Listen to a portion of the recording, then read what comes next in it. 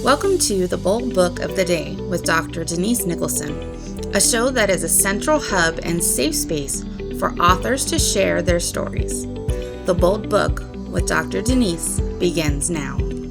Hello, my name is Dr. Denise Nicholson, and this podcast is for anyone looking for inspiration. Today, I have a wonderful guest, Ali Walker, and she is going to share with you about her her debut book. And I have not read it yet, but I am excited to read it because this beautiful woman wrote about bold voices, big stories, and I'm also a sucker for big stories. So, Yeah. so thank you, Ali, and welcome to our show. Thank you for having me. I appreciate it. It's nice to be here. So, just jumping right in there, the book is The Light Runner. Yes. Please tell us, how did you come up with the idea to write this book? Well, it was about 10 years ago, and I've always really loved sci-fi and sort of metaphysical literature. And I just kind of, I had tossed around some ideas. I'd written another script and shot a film called Far More and had really enjoyed the process of doing that. And I had written a lot of scripts and actually been a script doctor, fixed scripts for other people, so I would help people or fix the plot or help with character and development. And so it was very easy for me, but I always found that I sort of, I overwrote a bit on scripts. And I was a real reader growing up. I was always lost in a book. And I decided, so I wrote these. I came up with this concept for a series, and it was all the things that I found interesting. It dealt with consciousness and time and empathy and the lack thereof, and how the world is gearing up towards more and more of this sort of sociopathic, technocratic state. And I thought, well, that's really interesting. And I just daydreamed and thought of it and wrote 2 of the 10 scripts. And I pitched them around Hollywood, and people, they liked various elements. And I pitched them in Europe as well. And they seemed to like various elements, but nobody picked it up to do a show. And I decided, I'm going to write a book. I'm going to write a book because I already had the story in me. And I thought, I'm just going to do it. I'm going to see if I can do this, because I good literature. I mean, I'm not saying this, but it was my first foray into it. And I love to read and I love language. And so I did it. Yeah, it took me a while, but I did it. I put it to rest for a really long time. And then I guess when the pandemic hit in 2020, I was just like, I am going to take those scripts that I'd written and write a book. And I did. You've had an amazing career in the film and television industry, and now you decided to write a book. What made you want to write this book first? Well, I don't know. I think it's because I thought it was really, it brought together a lot of the things that I was interested in, and I hadn't seen it. And I thought, there are things that are really interesting, out there in the ethers that you think about, that everybody thinks about, but they don't know why. And they, kind of pulling those strings together. I just thought it would be fun. And it was what interested me at the time.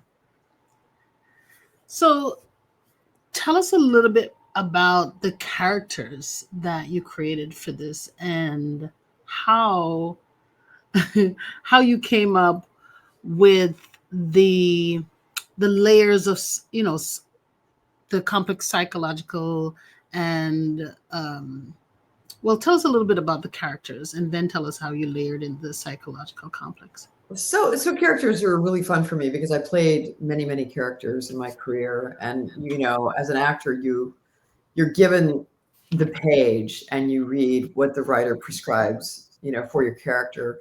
But then you embellish or you add on, and I did a lot of homework on my characters and would think about their day-to-day life, why they did this, why they did that.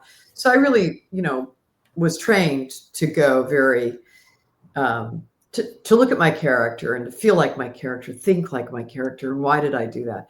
And I think I brought that approach to creating my characters in the book. And I think there are pieces of me in the characters. And there's also amalgamations of various people I've known in my life in those characters and what they stand for. So I just found it fun to just kind of, the story needs this, the story needs that, everything's about the story really in my head. It's like, well, the story needs this, and it all comes from characters. So they facilitated the movement of the story. So I would just kind of, I just embody them and kind of channel them is what I think I do. I just sort of went, well, this is Sebastian. This is how Sebastian thinks. This is the other part of him, Nadine. And this is Ella, the lead, and she's innocent and she's vulnerable and she's messed up. But I like that about her because she's on the road to find out. And then there's, sort of the narcissistic characters, the characters who have wisdom and are older, like Detective Moran. And I think what I really like about my characters is that it's set in a psychiatric hospital, and you get to meet all these characters who have, quote unquote mental illnesses, but I've turned these mental illnesses into superpowers for these characters. And it's just, you're on a different frequency that, quote unquote normal people don't go to. And so that's sort of what she learns. And it was really fun to kind of shake everything up and look at it from a different vantage point, because if you think differently in this society, if you look around things in a different way, or you have a different, set of priorities, you're looked at as odd and off the wall. I was an odd child. I had ADHD, and I was called the weirdo in my family, and was just an odd duck. And there's a level of shame, I think, that comes with that in society. And this is really about, no, you don't have to be ashamed. You're different. You think differently. That's a good thing. So that's kind of what I love about it. Bainbridge Psychiatric Hospital is such a chilling and mysterious setting. And I'm wondering if it was inspired by any real life places or experiences that you've had. No, I know from a young age, my father's family, his brother was mentally retarded, is what they call it then. And as he grew older, he became violent. This is what I've heard. I did never meet him, and I felt badly for him. I think he died before I was, 25 or something. But he lived in an institution because they had to be controlled, a state-run facility. And my father's sister, and again, this is, hearsay from my cousin and from my mother, but she was bipolar, and she had to go in for treatments, which was usually electroshock therapy. And I often wondered what it would be like. And I did a documentary on foster care here in Los Angeles County. And I went and saw kids who were in institutions, and I filmed children in group homes and institutions. And it always really unnerved me and really struck me as, this is no way to live. Now, there are some very good ones, and a lot of them, they need to be there to help people, because some people cannot live on their own. But it's just a fun setting for a book of this nature, especially when you're doing kind of a psychological, metaphysical thriller. It's like, oh, it's all right there, so it was really fun to do. How did you come up with the character Captain Oliver Haskell?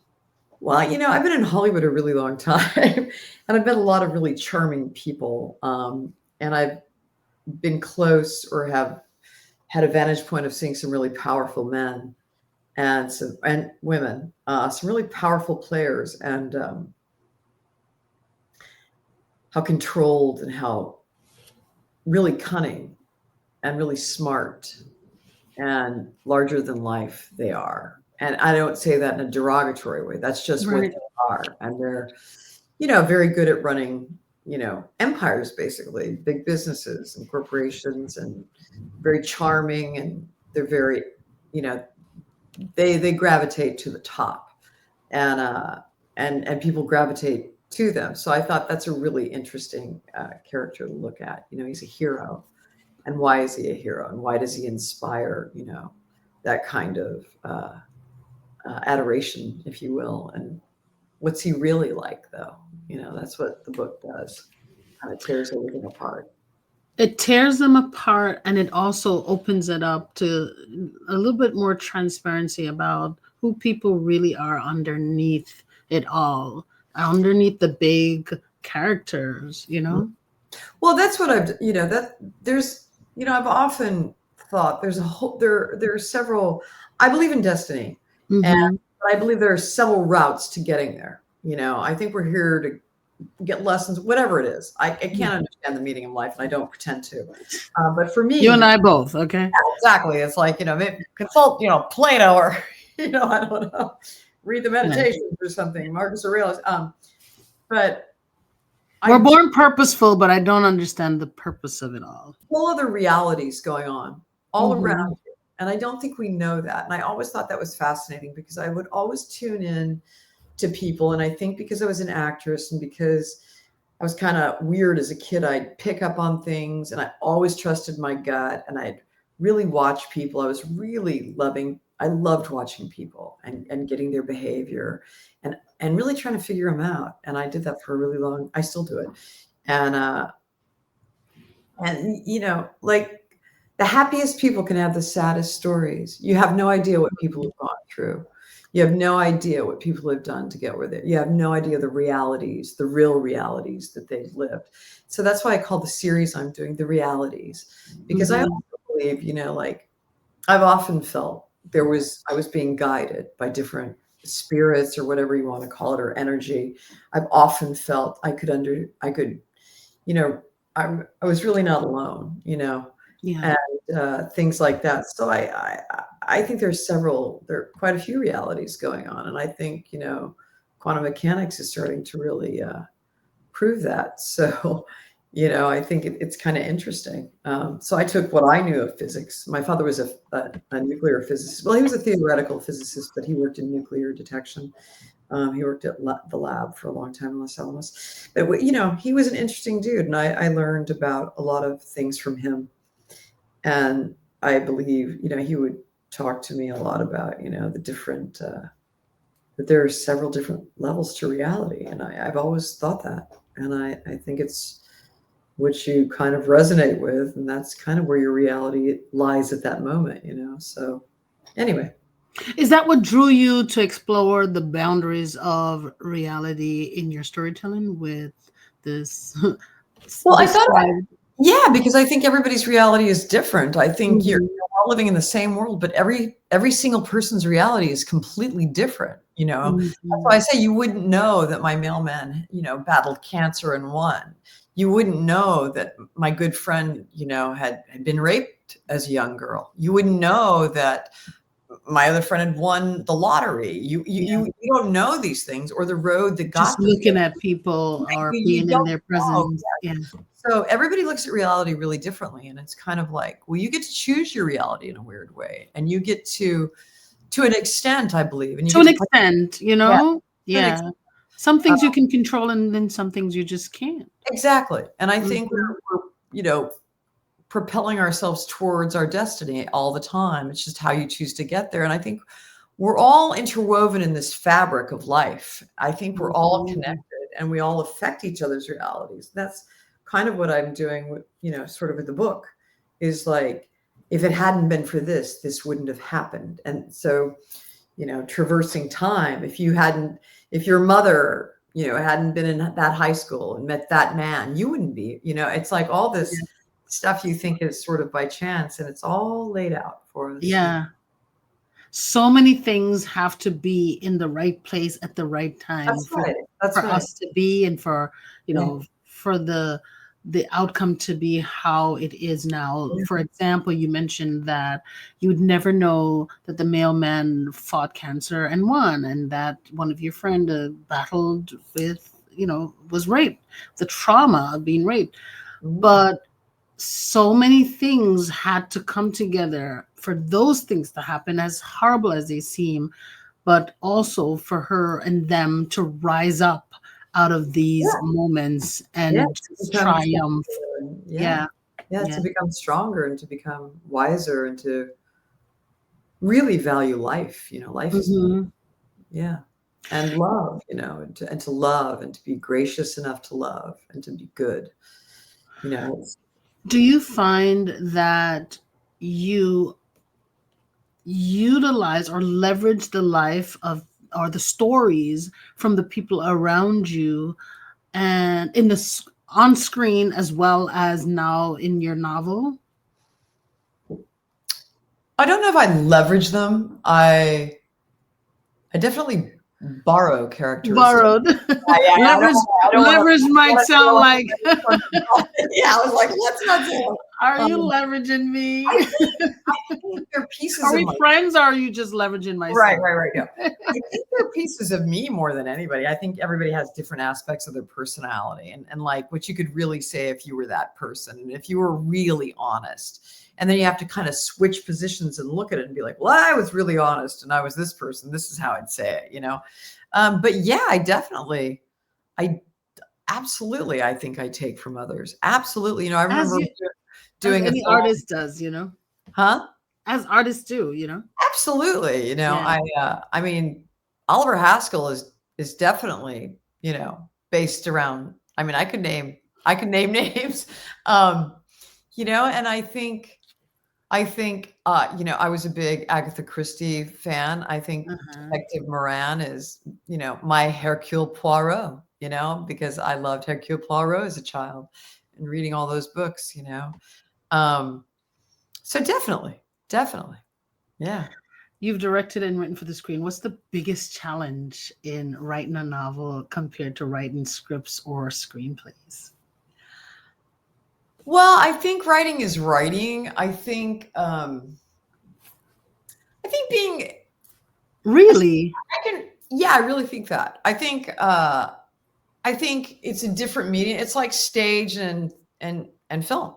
On Mm-hmm. the stage, I know that the projection of my voice is important. I know that I'm showing you more. I know not to turn around. I know there's not going to be a close up from this thing. There's a lot of different things. For film, I'm like, what lens are you on? So I know if you're here or if it's full body. I know how to. It's just different set of standards that you're working with. I think the hardest thing for me with the book was being alone all the time and writing and writing and writing and writing and wondering and wondering and wondering if what I was doing was making any sense. Yes. Okay. I was I alone. hear that a lot. I hear that so Yeah, often. and just writing and writing and writing and going, is anyone going to understand this? Does this make sense? And I just kept going. And you only have yourself really until you get to the editing. And I had John Perugine as my editor and Randy Lindenheim, and they were great. But did They you have were people read it before the editors no. in the earlier stage? Well, that's not true. I had sent my first two scripts, which was like the first 150 of my book, to Uh-huh. Apple, HBO, Netflix, Hulu. So those people had it. Did they send feedback? No, they just didn't pick it up. But then, which I found kind of strange because then I started noticing a few things here and there. I was like, hang on. They got some stuff. No, I'm not saying it. I'm not saying it either. No, don't say anything. No, I don't think I just think there's a time for everything. And you'll find that there's a lot of romantic comedies coming out. And you'll find there's a lot of this coming out. And you'll find, so I don't really subscribe to the other stuff. But I didn't really want people's feedback. I really I get that because you want it, but how do you know if the message, if the story is coming together? Well, you've had so many experiences and so you've been writing for a long time, I've been writing for a long time, and when you break down, it's dramaturgy. When you work on a show, you know the cycle. And it's a bit different. Things are in different places, but you know that the story is a circle. So you have to get back there and you have to show this. And so I kind of intuitively just did it, because I'm used to doing that. Mm-hmm. And I hope it works, So it certainly did. I hope so. Yeah. I mean, I think I just trust my gut. I trust my gut. I've been alone a lot in my life, and I had to really work hard as an actor to get ahead. And I just trusted my gut. Well, Katie Segal called the book impossible to put down, so I'm glad you trusted your gut. Yeah, she's a doll. I love Katie. Yeah. She was, it's been getting really great reviews. I'm so grateful because I was like, well, even if people hate it, you did the best. That's how I really do. I just go, I did the best I could. If nobody likes it, that's okay. It touched on a lot, though. Your book touched on mental health, grief, trust, and alternate realities, and so it gave a lot for the reader. Which one of these themes were the most personal, or not personal, more important for you to explore? I think the scripts that I wrote were called The Narcissist. That was the original title. And I think the lack of empathy and how humanity is changing was the most important focus of the story for me. And in that, I have to say, Blade Runner, Ridley Scott's film, is my favorite film. And that dealt with the lack of human empathy. And, they had robots, and they had, but I really feel that is the most dangerous thing happening. And I think we have the lack of empathy, yes. Lack of empathy for one another, and the lack of empathy for the earth, and the lack of empathy. Humans, I remember a girl in foster care. Oh, I feel like crying. She looked at me, and she had been abused in foster care. And she said, and I think this started a lot of things for me because I dealt with a lot of foster kids. And she looked at me and said, she goes, I would rather, for all the things that my mother was doing and how she was doing things wrong, I would rather be with her than be with people who aren't real people. That really hit me. And she was referring to how people could be so cruel. And they were. She was abused. A lot of those kids are abused in foster care. And I just remember thinking, yes, people have been taught not to care. People are becoming obsessed with self, and not with who have you helped, whose life have you made better, and how can you do that? And, and it's not like you have to be that way 24/7. But we've come a long way from where we were, and I'm really worried about it. We live in a world now where, in the United States, where children are being separated from their parents, and it's really creating an atmosphere for children to be abused, for more children to be abused, because statistic will show you that children that does not have a parent or a mother around them are at a higher risk for being abused. And I know that because I grew up in a foster-like, it wasn't foster care, but it was a foster-like, because my mother had left, and I'm from Jamaica, West Indies. So my mother left her children, 5 of us, with her parents and our father, and came to the United States. And I was 3 years old, and I remember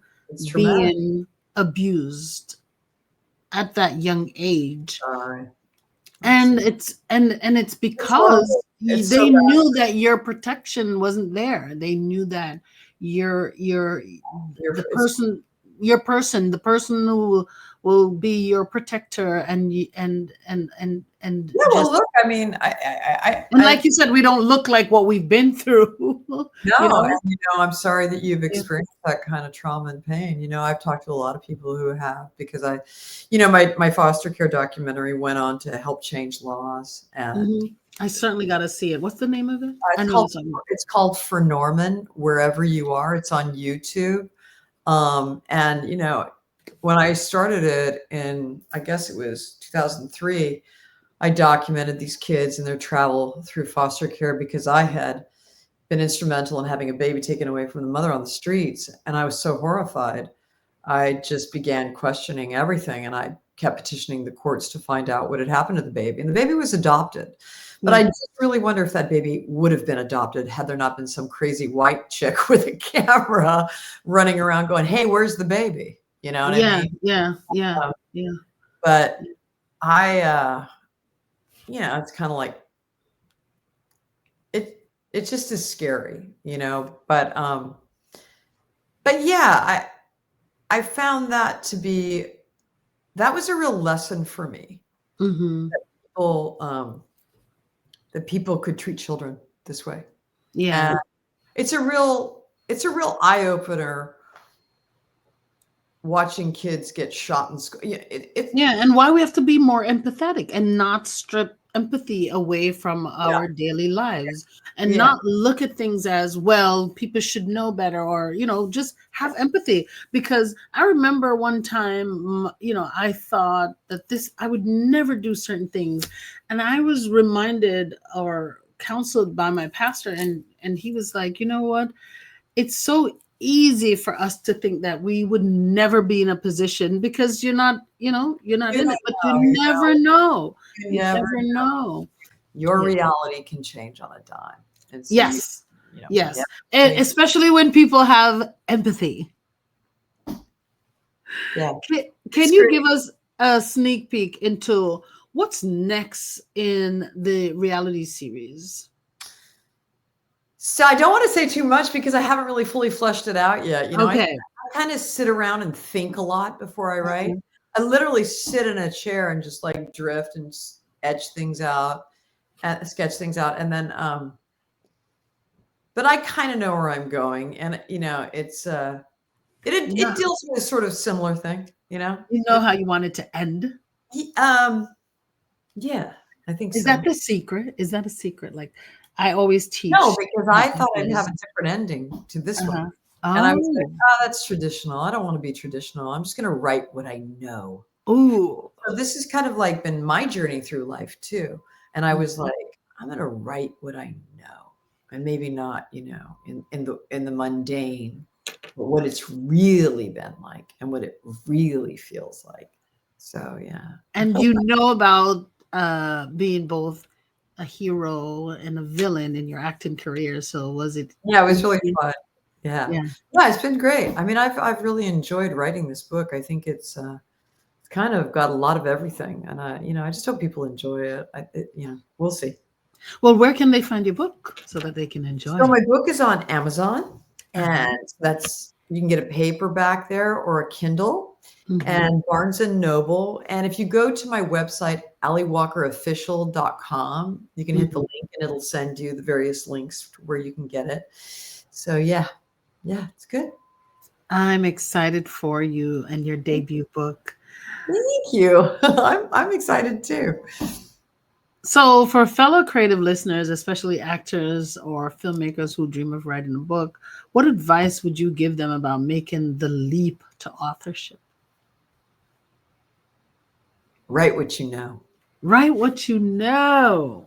Yes. And that can be anything. If you know it, you write it, I mean, I don't mean you have to, do all your research and have knowledge about it. I mean, what you know is your truth, and kind of hide that truth wrapped in different packages as characters in a story. Just my best friend, Rick, told me that when we started writing, 30 years ago. And he was like, just write what you know. What's the main thing you want people to take away from your book? There's a line in it, and it's when this character who's in the mental ward, Dan, and he said, and he suddenly realized something that all the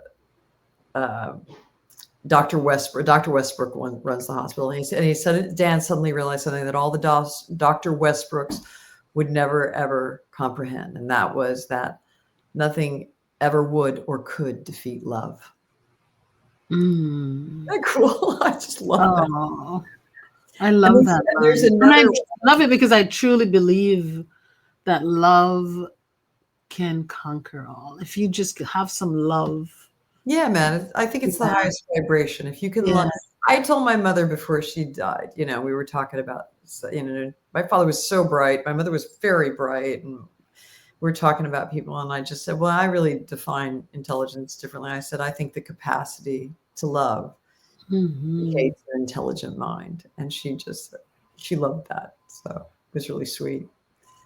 What's your story? You are so empathetic. You have such a beautiful soul. You're not just beautiful on the outside. Guys, I'm looking at her. She is stunning. Like what? So you're not just beautiful on the outside. You have this beautiful soul. What's your story?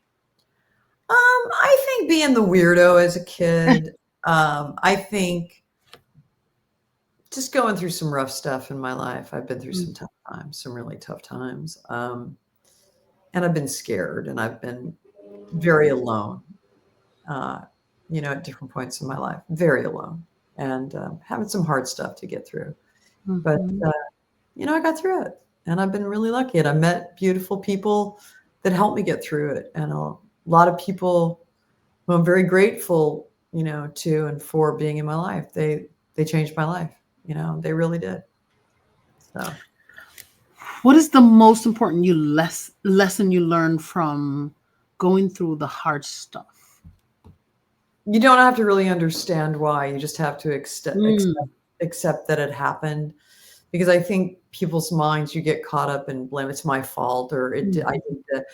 No, just accept it, and get some grace and try to move through it. Yeah.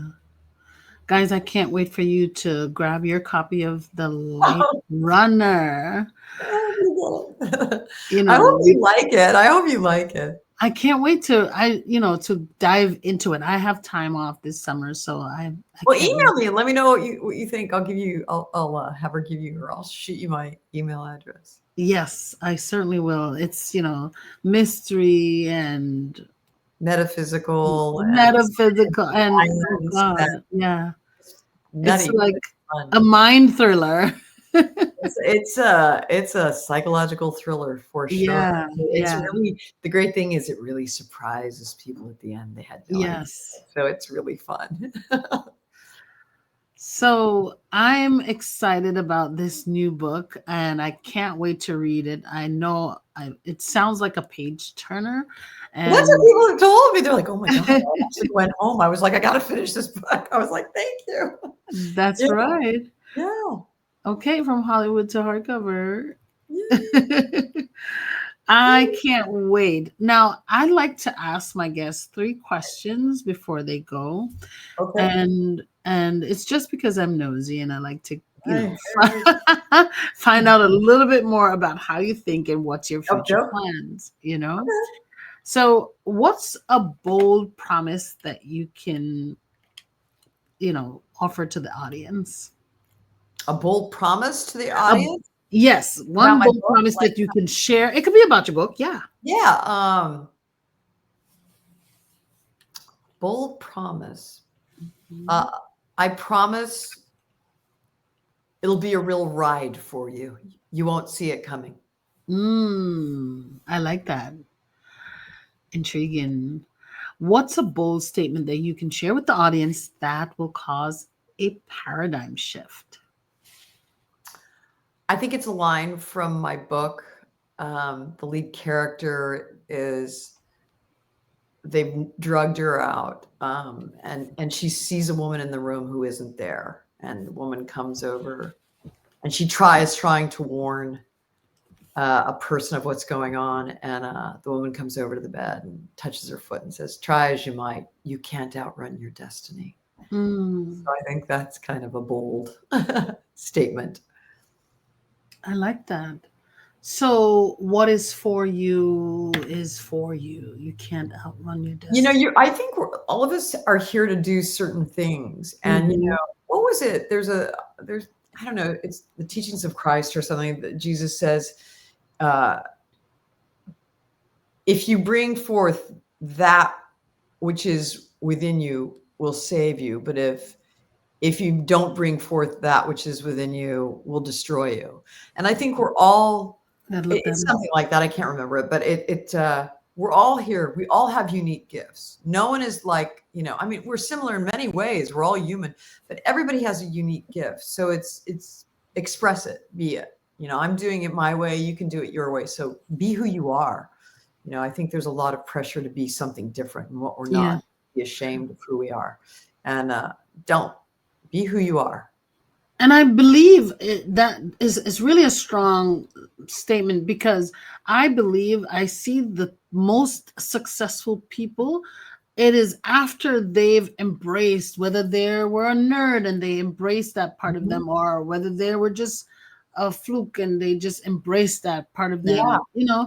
It is after they embrace who they are that they become, Strong. bigger or larger than whatever, but it is because they have accepted who they Yeah. are. Because Yeah. you're resonating on your frequency. You're not trying to go Mhm. to another person. You're like, I'm me, And, I think life is about stripping us down in a way until we get there. And we're like, this is Mm. who I am. You kind of have oh, that's who I am moment. Or there's several facets to me, but this is what I want to do. So Yeah.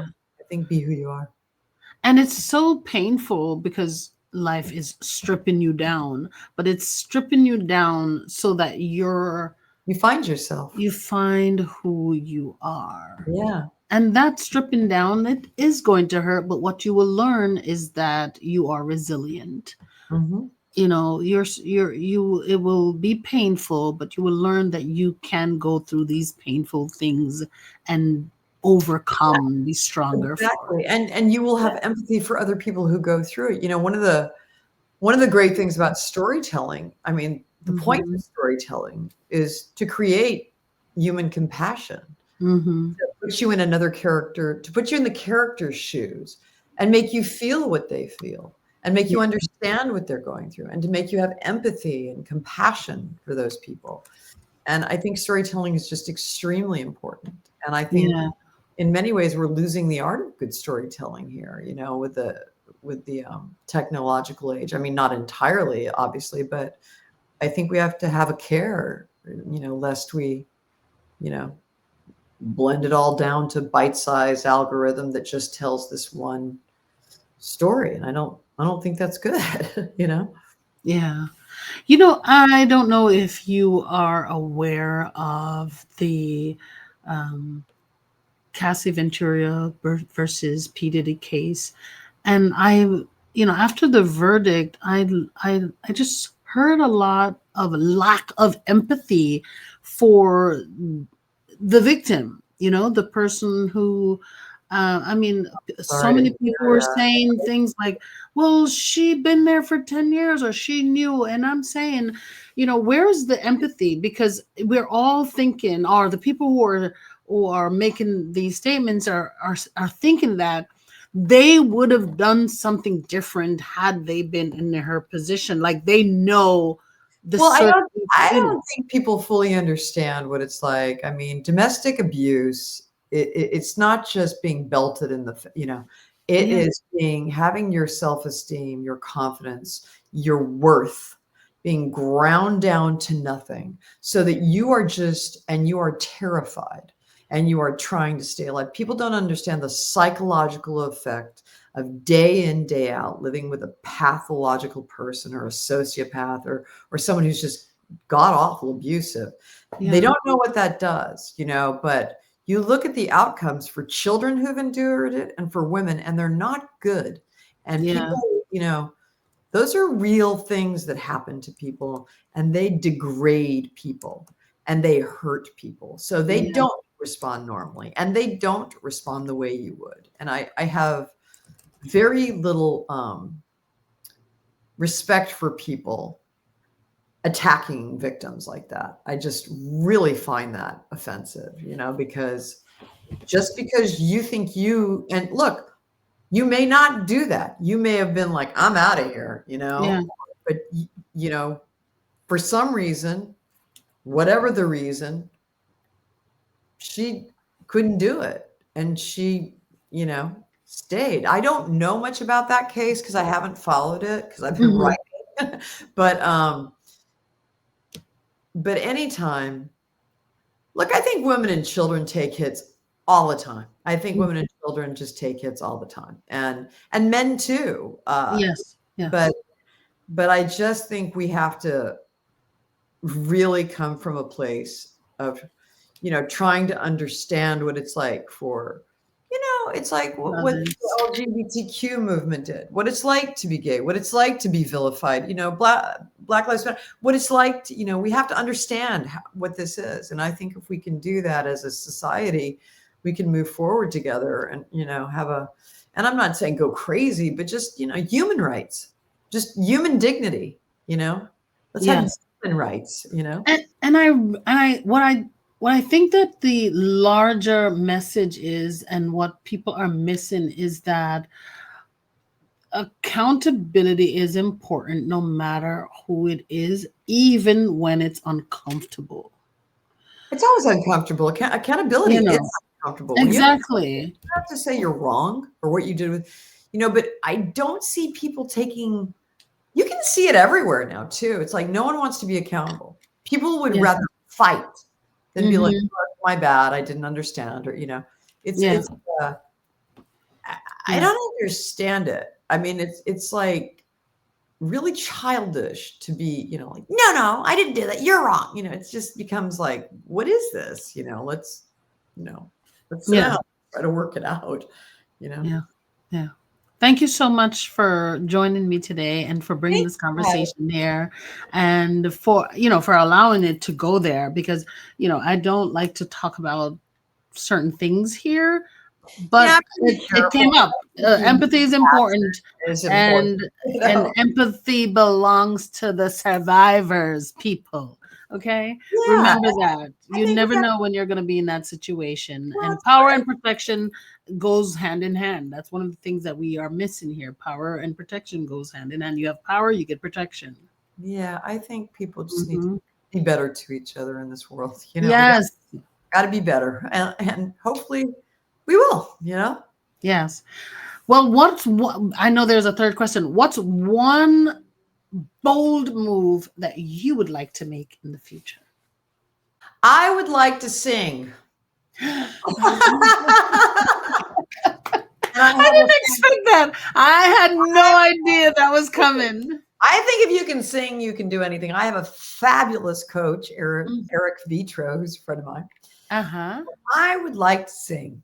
I think it would be so fun. I think music heals, What's your soundtrack going to sound like? Oh my God. Well, my sons are musicians. My eldest is a musician in Chicago. His name is Walker. He's on Spotify. And my boy Will is a brilliant musician. And my youngest even does music. My soundtrack would probably be, well, I love Barbra Streisand, I got to say. Oh, me too. But I like Radiohead too. And I love my son's music. And I love Bee Gees. I love the 70s, man. That's, I was a child in the 70s, and I love, Fleetwood Mac, and all those guys were so good. Led Zeppelin. I don't know. It's hard. I love opera. I just love music. I love Bach. It's going to be an eclectic mix. It's going to be an eclectic. Doubtful there'll be an AC/DC there, but okay. Eclectic like you. Thank you so much for joining, for coming up here and sharing your book. Please tell the audience where they can pick up your book. My book is on Amazon.com. It's on their Kindle on Amazon, and it's also paper book form on Amazon, and it's at Barnes & Noble. All right, get your copy. And remember, if you are interested in writing your book and getting your book idea out of your head and onto paper, join the Write and Incubator Challenge, or send me an email to author.dnicholson@gmail.com. See you next time. Bye-bye. Thank you for joining us for the Bold Book of the Day with Dr. Denise Nicholson, a central hub and a safe space for authors to share their stories. Follow Dr. Denise on Facebook and Instagram at Denise Nicholson, or go to denisenicholson.com. Remember, no one can share your story better than you.